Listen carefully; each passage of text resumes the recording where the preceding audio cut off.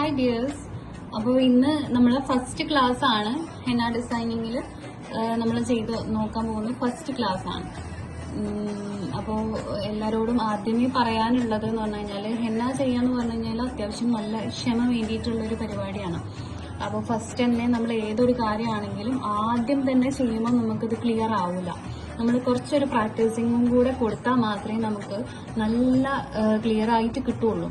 അപ്പോൾ ആദ്യത്തിൽ ചെയ്യുമ്പോൾ മിസ്റ്റേക്സും കാര്യങ്ങളും ഉണ്ടാവും. അതൊന്നും കുഴപ്പമാക്കണ്ട. നിങ്ങൾ കുറച്ചും കൂടെ ഒന്ന് പ്രാക്ടീസിങ് ചെയ്ത് കഴിഞ്ഞാൽ നിങ്ങൾക്ക് അതിൻ്റെ റിസൾട്ട് എന്തായാലും കിട്ടും. അത് ഞാൻ നിങ്ങൾക്ക് ഉറപ്പ് തരാണ് കേട്ടോ. അപ്പോൾ നമ്മൾ ആദ്യം നോക്കാൻ പോകുന്നത് ബേസിക് എലമെന്റ്സ് ആണ്. ബേസിക് എലമെന്റ്സ് നമ്മൾ അറിഞ്ഞിരുന്നാൽ തന്നെ ഒരുവിധം ഡിസൈൻസും കാര്യങ്ങളും ഒക്കെ നമുക്ക് ചെയ്യാൻ പറ്റും. ബേസിക് എലമെന്റ്സ് അതിന്റെ കറക്റ്റ് മെത്തേഡിൽ ചെയ്യുക എന്നുള്ളതാണ് നമ്മളെ വർക്ക് നല്ല പെർഫെക്ഷനോട് കൂടി കിട്ടാൻ വേണ്ടിയിട്ട് നമ്മൾ ആദ്യം തന്നെ ചെയ്യേണ്ടത്. ഓക്കെ, അപ്പൊ ബേസിക് എലമെന്റ്സിൽ നമ്മൾ ഫസ്റ്റ് പഠിക്കാൻ പോകുന്ന കാര്യമാണ് ലൈൻസ്. ലൈൻസ് കുറച്ചധികം ഉണ്ട്. ലൈൻസിൽ ഫസ്റ്റ് വരുന്നതാണ് തിൻ ലൈൻ. ഓക്കെ, തിൻ ലൈനാണ് നമ്മൾ ഫസ്റ്റ് ചെയ്യാൻ പോകുന്നത്. അപ്പൊ തിൻ ലൈൻ എങ്ങനെയാണ് നോർമലി നിങ്ങളൊക്കെ ചെയ്യുന്നത്? കയ്യിൽ വരയ്ക്കുകയാണെന്നുണ്ടെങ്കിൽ ഇതുപോലെ ഇങ്ങനെ പിടിച്ച് ഇങ്ങനെ വരച്ചു കൊടുക്കും അല്ലേ? ഇങ്ങനെ വരച്ചു കൊടുക്കും. ഇങ്ങനെയല്ലേ നിങ്ങളൊക്കെ ചെയ്യുന്നത്? ഇത് തെറ്റായിട്ടുള്ള മെത്തേഡാണ്. ഇതല്ല ഇതിന്റെ കറക്റ്റ് മെത്തേഡ്. കറക്റ്റ് മെത്തേഡ് എന്ന് പറഞ്ഞു കഴിഞ്ഞാല് നമ്മള് ലൈൻസ് വരയ്ക്കുമ്പോൾ എപ്പോഴും തിൻ ലൈന് വരയ്ക്കുമ്പോൾ എപ്പോഴും സ്റ്റാർട്ടിങ്ങിലും എൻഡിങ്ങിലും മാത്രമാണ് നമ്മള് പേപ്പറിൽ ടച്ച് ചെയ്യുന്നത്. പേപ്പറിലാണെങ്കിൽ പേപ്പറിൽ, കയ്യിലാണെങ്കിൽ കയ്യിൽ, സ്റ്റാർട്ടിങ്ങിലും എൻഡിങ്ങിലും മാത്രമാണ് ടച്ച് ചെയ്യുന്നത്. അപ്പൊ ഇതാ ഇതുപോലെ സ്റ്റാർട്ടിങ്ങിൽ ടച്ച് ചെയ്യുന്നു. ദെൻ കോണ് പതിയെ പൊക്കി പിടിക്കുന്നു. പതിയെ പൊക്കുന്നതിനൊപ്പം തന്നെ പ്രഷറിങ്ങും കൊടുക്കുന്നു. ഇങ്ങനെ വലിച്ചു കൊണ്ടുപോകുന്നു. കണ്ടോ? ഇതുപോലെ നമുക്ക് എത്ര ലെങ്ത്തിലാണോ വേണ്ടത് അവിടെ കൊണ്ടുപോയിട്ട് നമ്മൾ സ്റ്റോപ്പ് ചെയ്ത് കൊടുക്കുക.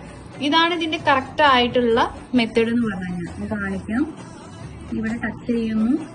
ഇതാ ഇതുപോലെ പൊക്കി പിടിച്ച് ഇങ്ങനെ നൂല് പോലെ വലിച്ചു കൊണ്ടുപോകുക. എത്ര ലെങ്ത്തിലാണോ നമുക്ക് വേണ്ടത് അത്രയും ലെങ്ത്തിൽ ഇതുപോലെ വലിച്ച് ഇങ്ങനെ കൊണ്ടുപോകുന്നുണ്ടാവും. അപ്പൊ നമുക്ക് പെട്ടെന്ന് വളവും തിരിവും അധികം ഇല്ലാതെ നമുക്ക് ചെയ്യാൻ പറ്റും. ഈ ഒരു മെത്തേഡാണ് നമ്മൾ ലൈനിന് ഫോക്കസ് ചെയ്യേണ്ടത്. ഇതുപോലെ ചിലപ്പോൾ ഗ്യാപ്പ് വരും. ഗ്യാപ്പ് വരുന്നതിന്റെ രണ്ട് റീസൺ ആണുള്ളത്.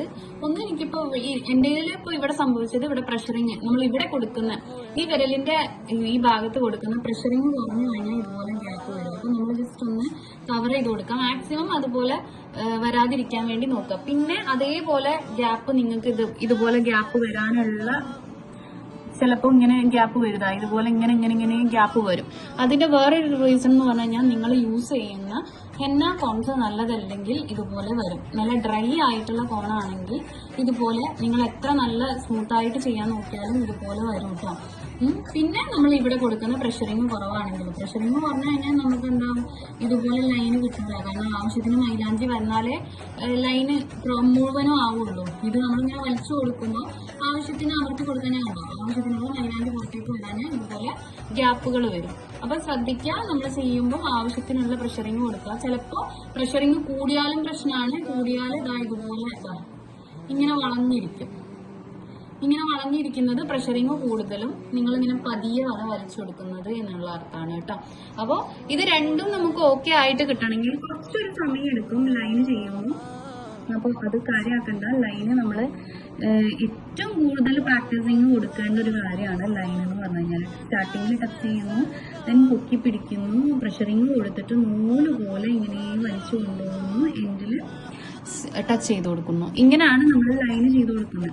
ബ്രൈഡിന്റെ കയ്യിലാണെങ്കിലും നമ്മൾ ഇതുപോലെ തന്നെ ഈ ഒരു മെത്തേഡ് നമ്മൾ കൊണ്ടുകഴിഞ്ഞ് കഴിഞ്ഞാൽ നമുക്ക് നല്ല ഭംഗിയിൽ ഡിസൈൻ ചെയ്ത് എടുക്കാൻ പറ്റും കേട്ടോ.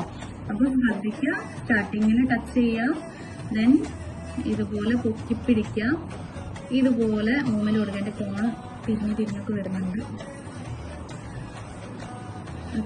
ഇതുപോലെ എൻഡ് ചെയ്ത് കൊടുക്കുക. ഇതാണ് നമ്മളെ കറക്റ്റ് ലൈന് ചെയ്യാനുള്ള മെത്തേഡ് എന്ന് പറഞ്ഞു കഴിഞ്ഞാൽ. അതേപോലെ നിങ്ങൾ ലൈന് ചെയ്യുമ്പോൾ ശ്രദ്ധിക്കേണ്ട ഒരു കാര്യം എന്ന് പറഞ്ഞു കഴിഞ്ഞാൽ നന്നായിട്ട് എന്താ കാറ്റുള്ള ഒരു സ്ഥലത്താണ് നിങ്ങൾ ഇരിക്കുന്നത്. കാറ്റ് മീൻസ് ഫാനിന്റെ കാറ്റ്, നല്ലോണം ഫാനിന്റെ കാറ്റ് ഉണ്ടെങ്കിൽ ഈ ലൈൻ ഇങ്ങനെ പൊക്കി പിടിച്ചിട്ടാണ് നമ്മൾ വലിച്ചു കൊണ്ടുവന്നത്. അപ്പൊ അതിങ്ങനെ ഇളകിയിട്ട് വളഞ്ഞു പോകാനുള്ള ചാൻസ് കൂടുതലാണ്. അപ്പൊ കൂടുതൽ കാറ്റുള്ള, അതായത് നേരെ ഫാനിന്റെ ചുവട്ടിലിരിക്കാതെ കുറച്ചൊന്ന് മാറിയിട്ട് ഇരിക്കുക. അതേപോലെ തന്നെ ടേബിൾ ഫാനൊക്കെ ആണെന്നുണ്ടെങ്കിൽ നല്ല പ്രഷറിലാണ് കാറ്റ് വരിക. അപ്പൊ ഇത് പൊട്ടി ബ്രേക്ക് ആയി പോകും, വളഞ്ഞു പോകും, അങ്ങനത്തെ കാര്യങ്ങളൊക്കെ ഉണ്ടാവും. അപ്പം തിൻ ലൈൻ ചെയ്യുമ്പം അതൊക്കെ ഒന്ന് ശ്രദ്ധിക്കാം. ഓക്കെ, പിന്നെ നമ്മൾ അടുത്തത് ചെയ്യാൻ പോകുന്നത് തിൻ ലൈന് കഴിഞ്ഞ് കഴിഞ്ഞാൽ നമ്മൾ നെക്സ്റ്റ് ചെയ്യാൻ പോകുന്നത് തിക്ക് ലൈനാണ്.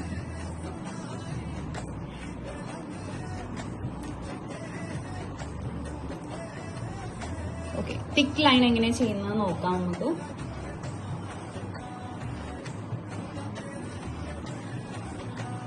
ഓക്കെ, തിക്ക് ലൈൻ എങ്ങനെയാണ്? തിക്ക് ആയിട്ടുള്ള ലൈൻ ചെയ്യുമ്പോൾ പൊതുവെ എല്ലാവരും ചെയ്യുന്ന ഇതുപോലെ ഇങ്ങനെ അമർത്തി കൊടുക്കും അല്ലെ? ഇങ്ങനെയല്ലേ നിങ്ങളൊക്കെ ചെയ്യുന്നത്? ഇതുപോലെ അമർത്തി കൊടുക്കും.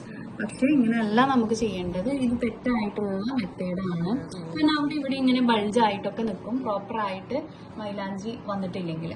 അപ്പം നമ്മൾ എന്ത് ചെയ്യും? തിൻ ലൈനാണ് ആദ്യം ചെയ്ത് കൊടുക്കുന്നത്. തിൻ ലൈന് നമ്മൾ എന്ത് ചെയ്യുക? നമ്മൾ പഠിച്ചിട്ടുള്ള, മുകളിൽ പഠിച്ചിട്ടുള്ള ആ ഒരു മെത്തേഡിൽ തന്നെ ഇതായതുപോലെ ലൈന് ചെയ്ത് കൊടുക്കുക. എത്ര ലെങ്ത്തിലാണോ വേണ്ടത് ആ ലെങ്ത്തിൽ ലൈൻ